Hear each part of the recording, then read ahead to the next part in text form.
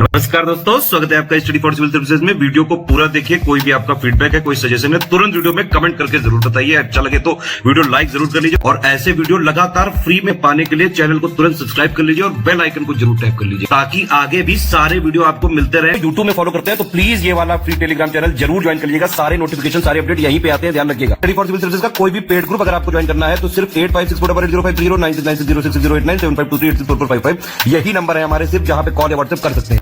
Instagram पे हमारा page जरूर फॉलो कर लीजिएगा, studyforcivil.services है। ट्विटर पे हमको जरूर फॉलो कर लीजिएगा, @studyforcivils है। सारे क्वेश्चन अटेम्प्ट करिए और स्कोर अपना तुरंत कमेंट करके बताइए। दोस्तों नमस्कार, स्टडी फॉर सिविल सर्विसेज में आपका बेहद स्वागत है। आरओ एग्जामिनेशन की पेड क्विज हम लगातार देख रहे हैं, आगे भी देखते रहेंगे। उसी क्रम में अगला वीडियो स्टार्ट करेंगे आज के फर्स्ट क्वेश्चन के साथ। आपसे पूछा जा रहा है, दो स्टेटमेंट है आपके पास, कौन सा कथन सही है इसमें? ठीक, तो देखिए पढ़ लेते हैं इसको। भारत का प्रथम विदेशी आक्रमण ईरान के हखमनी वंश के राजाओं ने किया और हखमनी वंश का संस्थापक इसमें साइरस द्वितीय था। ठीक है, तो दोनों स्टेटमेंट यहाँ पे करेक्ट हैं। इसको हम यहाँ पे पहले इंग्लिश में भी देख लेते हैं, बोथ 1 and 2। तो जैसे ये साइरस 2 लिखा हुआ है, ठीक है, तो इसको जो है कुरुश भी कहीं कहीं आपको लिखे मिलेगा। ठीक है, कुरुश। तो ये सबसे पहले देखेंगे यहाँ से हखमनी डायनेस्टी का जो फाउंडर था और इसी का उत्तराधिकारी था डेरियस प्रथम। ठीक है, उसका शॉर्ट फॉर्म में कहीं कहीं आपको दारा प्रथम नाम मिलेगा। तो 1516 एडी के आसपास में आप देखेंगे, जैसे गांधार का जो रीजन है, ये इंडस वाला रीजन है ना, तो यहाँ से ये ईरान का जो ये सबसे फर्स्ट अटैक माना जाता है। ठीक, तो उसी के संबंध में ये था। तो दोनों स्टेटमेंट करेक्ट हैं। डिटेल में चाहें तो आप ये इन सब चीज़ों को पढ़ लीजिए। अब जब विदेशी आक्रमण भारत पे होने लगे तो उनका प्रभाव क्या रहा? ठीक है, तो भारत का पश्चिम के साथ संबंध जो है सुदृढ़ हुआ, क्योंकि कई अब जब एक जगह से दूसरी जगह लोग जाते हैं, ठीक है, तो कुछ ना कुछ इम्पैक्ट आएगा, उनके कुछ रिलेशंस बिल्ड होंगे ना, तो उस संबंध में हुआ। ट्रेड वगैरह होने लग गया, ट्रेड बढ़ने लगा। खरोष्ठी लिपि जो देखेंगे आप भारत में, इसका जो है ना, तो क्योंकि इसका जो है एक तरीके से हम मानते हैं कि जो जन्म है ईरान की एक अरमाइक लिपि था, ठीक है, उससे ही हुआ है, तो ये भी डेवलप हुआ। तो तीनों ही सही हैं, हम डी विकल्प को चुन लेंगे। अब इसमें आ ही गया कि खरोष्ठी लिपि का जन्म जो है किस लिपि से हुआ है, तो वही ईरान की जो है ना, अरमाइक लिपि। जो इंस्क्रिप्शंस में आप आगे पढ़ते हैं ना कि फलाना जो है शिलालेख खरोष्ठी लिपि में लिखा गया है, या ऐसी जो चीजें हैं, तो ये उससे ही संबंधित है, ध्यान रखें। अब यहाँ पे देखिए, सिकंदर यानी अलेक्जेंडर के बारे में आप पढ़ते हैं, कौन सा कथन उसके संबंध में गलत है, ये पूछा जा रहा है। तो ईरानी आक्रमण हमने अभी देखा ऊपर, उसके बाद मैसिडोनिया का निवासी था, मकदूनिया हिंदी में कहते हैं, सिकंदर। ठीक, तो इसका आक्रमण जब भारत में स्टार्ट हुआ तो खैबर दर्रे से इसने प्रवेश किया, बिल्कुल ठीक बात है। सबसे पहले इसने जिन जनजातियों को हराया, अश्वजीत और निशा, ये भी ठीक है। आम्भी जो है ये आप देखेंगे तक्षशिला के रीजन में शासक था, तो इसने आत्मसमर्पण कर दिया था। ठीक है, और उसके साथ ही हो गया था एक तरीके से। तो ये कथन भी सिकंदर के संबंध में सही है, गलत कुछ भी नहीं है, डी विकल्प को चुनेंगे। फर्दर इसको आप पढ़ लीजिएगा। सिकंदर के संबंध में कौन सा तथ्य सही नहीं है, यहाँ पे देख लेते हैं। मैसिडोनिया का शासक था, ये हमने अभी ऊपर देखा, ये बिल्कुल ठीक है। ये बुकाफेला व निकैया, इन दो नाम से दो नगर बसाए थे इसने जब हाइडेस्पीस का युद्ध हुआ था उसके बाद। ठीक, ये कथन भी बिल्कुल ठीक है। इसके पिता का नाम फिलिप द्वितीय था, ये भी ठीक है। और सी विकल्प हमारा गलत है। सिकंदर की मृत्यु अफ्रीका में हुई, ये गलत है। इसको जो है कह लीजिए जो अंतिम संस्कार इसका हुआ वो अलेक्जेंड्रिया अफ्रीका में हुआ। ऐसा शासक हुआ कि पैदा हुआ ये जो है यूरोप में, आपका मकदूनिया में। मृत्यु हुई इसकी बेबीलोन जो कि एशिया में है। ठीक, और बाद में इसका जो है रिचुअल्स किए गए अफ्रीका में। ठीक, तो ये भी ध्यान रखेंगे, अलेक्जेंड्रिया अफ्रीका में। तो सी विकल्प जो है गलत था। अब देखिए, सिकंदर के बारे में हम यहाँ कई सारे क्वेश्चन देख ही रहे हैं, वैसे फिर भी आप डिटेल में जो भी सारे फैक्ट्स हैं आप इसको पढ़ लें। अब यहाँ पे इस प्रश्न में देखिए कि इसकी सफलता के क्या कारण थे, ये पूछा जा रहा है आपसे। ठीक, तो उस समय जाहिर सी बात है कोई भारत में केंद्रीय सत्ता नहीं थी, है ना। सत्ता यहाँ लिखा, ये गलत हो जाएगा, सत्ता होना चाहिए। तो ये रीजन था। सिकंदर की फौज एक बेहतर थी, जाहिर सी बात है। और जो भी देशद्रोही शासक हुए, जैसे भी हमने ऊपर देखा आम्भी ने समर्पण कर दिया था, वैसे ही कई सारे जो इससे जाकर के मिले, तो उनकी सहायता से भी ये सफल रहा। तो सभी कारण है। आपको ये हमें बताना है कि सिकंदर का जो घोड़ा था काफी फेमस था, हॉर्स, उसका क्या नाम था, जरा कमेंट करके बताइए।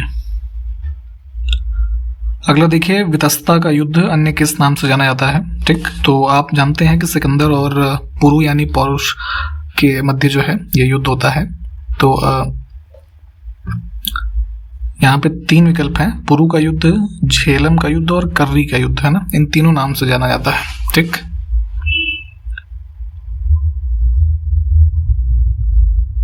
फंडामेंटल ड्यूटीज की बात की जा रही है कि किस किस अनुच्छेद में जो है इनका उल्लेख है, तो ये 51A जो हो जाएगा करेक्ट आंसर। ठीक है, पार्ट 4A। मौलिक कर्तव्यों की कुल संख्या कितनी है? 11।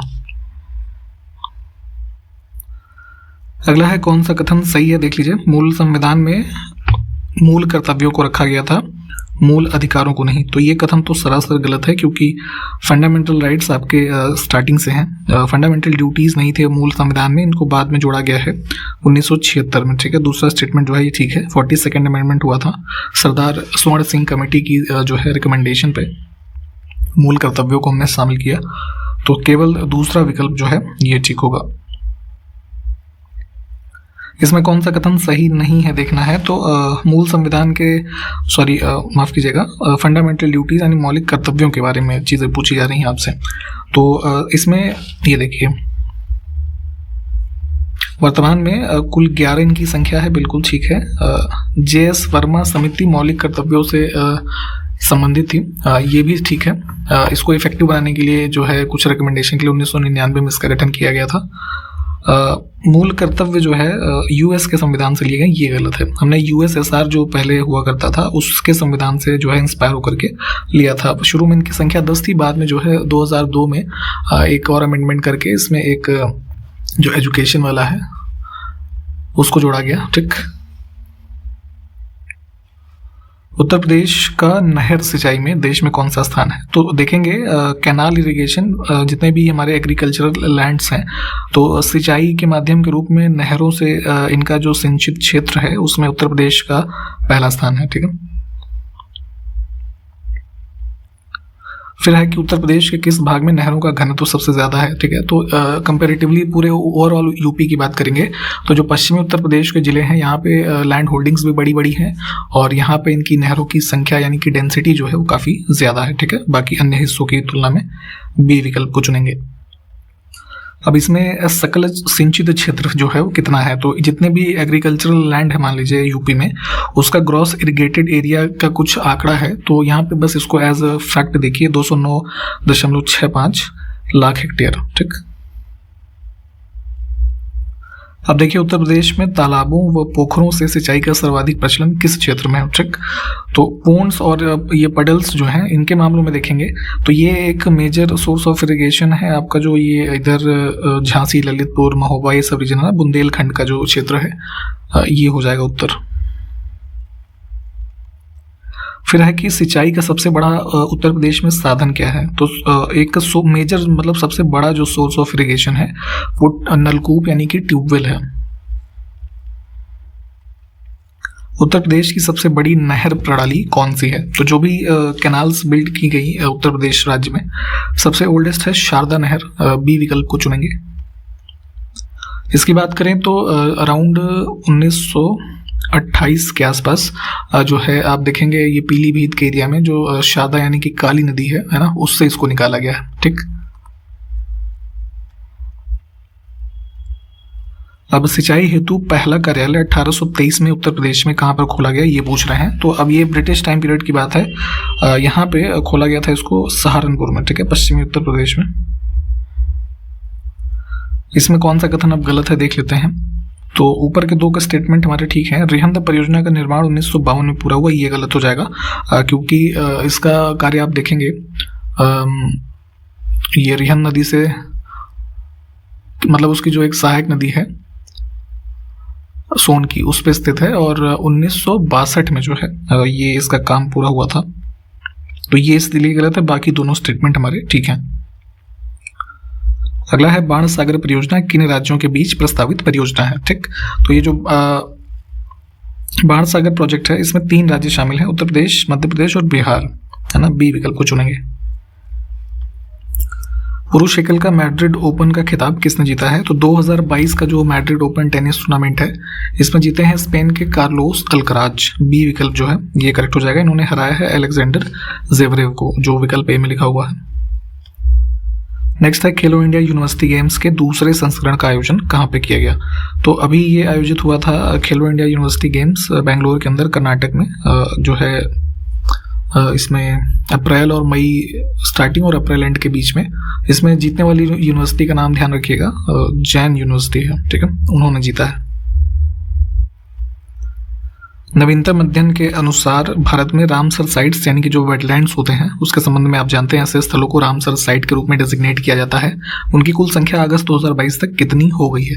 तो अभी देखेंगे वर्तमान में कुल जो है इनकी संख्या अब है 75, ठीक, विकल्प डी। राष्ट्रीय स्वच्छ गंगा मिशन ने आज़ादी का अमृत महोत्सव के हिस्से के रूप में जो इनिशिएटिव ये चल रहा था ना, आज़ादी का अमृत महोत्सव, तो इसके हिस्से के रूप में किस स्थान पर नमामि गंगे अमृत वाटिका की स्थापना की, ठीक है। तो ये ध्यान रखिएगा, इसको स्टैब्लिश किया गया था न्यू दिल्ली में। अगला देखिए, निम्न में से कौन सा कथन सही है। तो वायुमंडल जो है गैसों, वाष्प, जल वाष्प और धूल के कणों से बना हुआ है। तो जो भी एटमॉस्फेयर आप देखते हैं जिसमें आप सांस ले रहे हैं, क्या है वो, इन चीज़ों का ही तो मिश्रण है। और कार्बन डाइऑक्साइड एवं जल वाष्प जो है पृथ्वी की सतह से आप 90 किलोमीटर तक का जो ऊपर जाएंगे तो यहाँ तक इनकी अवेलेबिलिटी होती है, उसके बाद इनकी जो स्थिति है वो शून्य हो जाएगी, ठीक है। ये कथन बिल्कुल ठीक है। ऑक्सीजन के केस में लगभग ये ऊंचाई 120 किलोमीटर के आसपास तक है, ठीक। तो दोनों ही कथन ठीक है, हम इसमें एक और दो दोनों को चूज करेंगे। अब चूंकि देखिए नया सेंसस हुआ नहीं है तो अभी भी 2011 के आंकड़े ही आपके लिए जरूरी हैं। तो उस संबंध में भारत में कुल कितने प्रतिशत की जो शहरी जनसंख्या है वो आपसे आंकड़ा पूछा जा रहा है। तो ये 31.1%, डी विकल्प को चुनेंगे। अब देखिए 2011 के सेंसस में ही भारत में कुल कितने प्रतिशत ग्रामीण महिलाओं की संख्या है, ठीक। तो भारत की जो कुल संख्या थी उसमें मतलब ग्रामीण महिलाओं की संख्या देखेंगे ग्रामीण और शहरी के कंपैरिजन में, तो ग्रामीण जनसंख्या महिलाओं की थी 69.1%, ठीक। तो ये कहाँ मिल रहा है हमको, ऑप्शन 1 में। और पुरुषों की अगर हम बात करें, पुरुषों से मतलब ग्रामीण पुरुष और शहरी पुरुषों की तुलना में, तो पुरुषों की संख्या जो है वो कम थी, वो 68.6% थी, ठीक। तो ये आंकड़े हैं, जितने भी रेलेवेंट ये फैक्ट्स हैं ये सेंसस के, ये आपको पता होनी चाहिए, ये पूछे जाते हैं। अगला है, निम्न में से कौन सा वर्ष चावल का अंतर्राष्ट्रीय वर्ष था, यानी कि इंटरनेशनल ईयर ऑफ राइस। तो अलग अलग एग्रीकल्चर्स की जो कमोडिटीज़ हैं उनके संबंध में किसी न किसी वर्ष को कुछ को भारत में नेशनल लेवल पे, कुछ को इंटरनेशनल लेवल पे यूएन के द्वारा डिक्लेयर किया गया हुआ है। तो ये लिस्ट कई बार पूछी जाती है। तो उसी क्रम में जो इंटरनेशनल ईयर ऑफ राइस है ये है वर्ष 2004। अगला है, निम्नलिखित में से कौन सा वर्ष मोटे अनाज का राष्ट्रीय वर्ष, यानी कि इंडिया के सेंस में यहाँ पे बात हो रही है national year of coarse cereals. तो ये डिक्लेयर किया गया था गवर्नमेंट ऑफ इंडिया के द्वारा वर्ष 2018 को, ठीक है। और लास्ट ईयर जो है यूनाइटेड नेशन ने इंटरनेशनल ईयर ऑफ मिलेट्स जो है इसको डिक्लेयर किया है वर्ष 2023 को। तो ये भी ध्यान रखिएगा। अगला देखिए कि निम्नलिखित में से जलोढ़ मृदा में किस पोषक तत्व का अभाव होता है। तो आप जब सॉइल्स के बारे में पढ़ेंगे इंडिया में, तो जलोढ़ मृदा जिसमें आप देखेंगे कि ये पोटाश और लाइम इनकी तो प्रचुरता होती है, लेकिन वहीं जब हम नाइट्रोजन की बात करें या फिर इसकी फॉस्फोरस की, ठीक है, तो ये जो है इनका अभाव होता है, ठीक। तो इसमें सी विकल्प को चुनेंगे। अब कौन सा राज्य जो है काली मृदा का क्षेत्र है ये बताना है भारत में। तो ये आप देखते हैं जैसे इंडिया का मैप, ये दक्कन प्लेटू का जितना भी आप रीजन देखेंगे उसमें महाराष्ट्र, गुजरात, तमिलनाडु, ये मध्य प्रदेश है ना, इनके जो ये एरिया है ये काली मृदा इसके अंतर्गत आएंगे। तो चारों ही करेक्ट हो जाएंगे। इसको आप एक अन्य नाम से भी जानते हैं, काली मृदा को रेगुर नाम से, है ना, ये भी कई बार आपसे पूछा जाता है, इसको ध्यान रखिएगा। अब जलोढ़ मृदा की मुख्य फसलें आपको बतानी है। तो मेजर आप इंडिया में इनका रीजन देखेंगे तो इधर गंगा ब्रह्मपुत्र का जो दोआब का मेजर रीजन है, ठीक है, ये डोमिनेट करता है जलोढ़ मृदा वाला एरिया। इसमें मुख्य फसल आप देखेंगे तो कौन कौन सी होगी, धान होता है, गेहूं, गन्ना, इसके अलावा जैसे आलू जो तिलहनी फसल हैं, और ये दाल वगैरह भी होती हैं, ठीक है। तो ये मेजर क्रॉप्स हैं इसमें, विकल्प ए। अब देखिए चाय, कॉफी, रबर तथा सिनकोना, ठीक है, इन फसलों के लिए कौन सी मृदा जो है सर्वाधिक उपयुक्त है। तो अब ये देखेंगे आप मेजर प्रोडक्शन वाले एरिया, तो लेटेराइट सॉइल जो होती है ना, इसमें होते हैं। आप इनके क्षेत्र अगर बात करें तो जैसे इधर साउथ इंडिया के हमारे स्टेट्स हैं, कर्नाटक, केरल, तमिलनाडु, फिर इधर नॉर्थ ईस्ट में असम, है ना, कुछ रीजन्स महाराष्ट्र के भी हैं, उड़ीसा के हैं, जो ये हिली एरियाज हैं, इसमें जो है मेजर रीजन है लेटेराइट सॉइल का।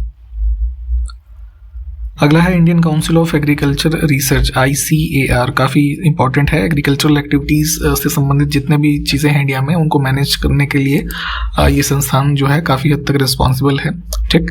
तो ये स्थित है न्यू दिल्ली में, विकल्प बी को चुनेंगे। इसकी स्थापना के वर्ष की बात करें तो 1929 में इसको स्टैब्लिश किया गया था।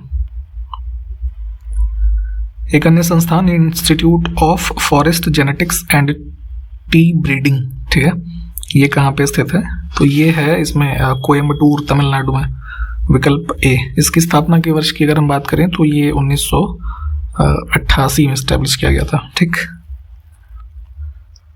आगे देखिए महिला विधायकों का राष्ट्रीय सम्मेलन कहाँ आयोजित हुआ, इसमें ये बताना है। तो पहली बार इस तरीके का एक आयोजन किया गया आज़ादी का जो 75वीं वर्षगांठ वाला इनिशिएटिव स्टार्ट हुआ था, उसी के तहत। तो केरल में इसको तिरुवनंतपुरम में जो है यहाँ पे ऑर्गेनाइज किया गया। इसको इनॉग्रेट किया था उस समय जो है, ये मई में बेसिकली हुआ था, 2022 मई में। तो रामनाथ कोविंद जी उस समय राष्ट्रपति थे, उन्होंने इसका उद्घाटन किया था, ठीक, ये भी ध्यान रखिए। हाल ही में प्रथम भारत पशु स्वास्थ्य शिखर सम्मेलन, ठीक है, इंपॉर्टेंट है, एनिमल हेल्थ समिट जो है ये 2022 का कहाँ पे आयोजित किया गया, तो इसको जुलाई 2022 में आयोजित किया गया था न्यू दिल्ली में। किस राज्य कि एक व्यक्ति में दुनिया का दुर्लभतम ब्लड ग्रुप EMM नेगेटिव है ना, ये पाया गया। तो ये एक तरीके की इंपॉर्टेंट न्यूज़ है, एक तरीके से ध्यान रखिएगा इसको। देखिए जो नॉर्मल आप ब्लड ग्रुप्स के बारे में पढ़ते हैं, जैसे A, B है ना, O या फिर AB है ना, ये नॉर्मल से 4 ब्लड ग्रुप्स होते हैं। इसके अलावा भी कई सारे रेयरेस्ट जो है ना ब्लड ग्रुप्स होते हैं, वो मतलब ऐसे बहुत डिटेल होता है, वो खैर उतना जानने की आपको ज़रूरत नहीं है। बट जैसे कुछ एंटीजेंस की, हाई फ्रिक्वेंसी एंटीजेंस और इस तरीके की जिनमें कमी होती है ऐसे लोगों में, तो उनमें डिटेक्ट किए जाते हैं ये रेयरेस्ट ब्लड ग्रुप्स। तो उसी क्रम में EMM नेगेटिव एक प्रकार का एंटीजन है ना, हाई फ्रिक्वेंसी एंटीजन, जिसकी कमी की वजह से एक उसको नाम दे दिया गया है EMM नेगेटिव ब्लड ग्रुप, ठीक। तो ऐसा अभी मामला पाया गया है, एक लगभग 65 वर्षीय हार्ट का पेशेंट है यहाँ गुजरात में, ठीक, उसमें। तो भारत का जो है ये पहला ऐसा केस है और विश्व का 10वां है, ठीक है। पहले भी 9 लोगों में ये EMM नेगेटिव पाया गया था। तो ये डिटेल संबंधित है, इससे ध्यान रखिएगा। सी विकल्प हमारा करेक्ट है। अब इसमें देखिए कुछ इंस्टीट्यूशंस लिखे हैं और कहाँ पे स्थित हैं उसकी सूची है। तो कौन सा युग्म सुमेलित नहीं है, तो इसमें गलत हो जाएगा Indian institute of spice research, ये मसाले वाला जो रिसर्च इंस्टीट्यूट है ये वहाँ है आपका कालीकट केरल में, ठीक, कानपुर में नहीं है। बाकी के विकल्प ठीक है, इन्हें देख लीजिएगा। फिर से देखिए कौन सा युग्म सुमेलित नहीं है, तो इंस्टीट्यूट्स हैं और जगह का नाम लिखा हुआ है। तो इसमें जैसे जो लाख के कीट होते हैं ना, तो उनका एक रिसर्च इंस्टीट्यूट है, यहाँ रांची में है, ये लखनऊ में नहीं है। सी विकल्प गलत हो जाएगा, बाकी के विकल्प ठीक हैं। अब इसमें फिर से देखिए सुमेलित नहीं है, कौन सा इसको चुनना है। तो 3 इंस्टीट्यूट है यहाँ पे, तो तीनों ठीक लिखे हुए हैं, ठीक है, अपनी अपनी जगह से सुमेलित हैं। तो नन ऑफ द अबव चुनेंगे क्योंकि गलत कुछ भी नहीं है। अब इसमें देखिए किस राज्य में मरुस्थलीय मृदा पाई जाती है, डेजर्ट सॉइल की बात हो रही है। तो जैसे ये थार का डेजर्ट या इस तरीके के जो डेजर्ट वाले रीजन है, ये वेस्टर्न इंडिया में आप देखेंगे। राजस्थान का जो मेजर रीजन आता है, तो राजस्थान मरुस्थलीय मृदा वाला क्षेत्र है। इसके अलावा हरियाणा है, पंजाब है, ठीक है, तो यहाँ से हम पंजाब को ले लेंगे, हरियाणा को ले लेंगे। और जैसे वेस्टर्न यूपी के भी कुछ रीजन जो हैं, जिसमें इधर आपका जो बिजनौर, बागपत, ये सब वाला रीजन है, ये हो जाएगा। तो इसमें सिर्फ 1 और 3 जो है इसको चुनेंगे हम, ठीक। अब जैसे आपको पता है कि जैसे इनमें मरुस्थलीय मृदा में मुख्य फसलें जो होती हैं, तो आप देखेंगे कि ये बाजरा, ज्वार, जो सरसों या जौ या जो और मोटे अनाज हैं, तो ये सब इधर ही आप देखते हैं ना कि जैसे पंजाब, हरियाणा, राजस्थान, इन सब में इनका प्रोडक्शन भी काफ़ी ज़्यादा होता है, ठीक। तो उसी से संबंधित है ये मरुस्थलीय मृदा। आगे देखिए जनगणना 2011 के अनुसार भारत में कुल कितने प्रतिशत की अनुसूचित जनजाति है, ठीक। शेड्यूल ट्राइब की बात हो रही है, ST की। तो ओवरऑल देखेंगे तो ये प्रतिशत जो था कुल जनसंख्या में 8.6% का था, ठीक। ये विकल्प करेक्ट हो जाएगा। अब उसी में एससी पॉपुलेशन की पूछ रहे हैं, कुल प्रतिशत जनसंख्या जो है वो कितनी थी। तो एससी की कुल पॉपुलेशन में जो है शेयर था 16.6%।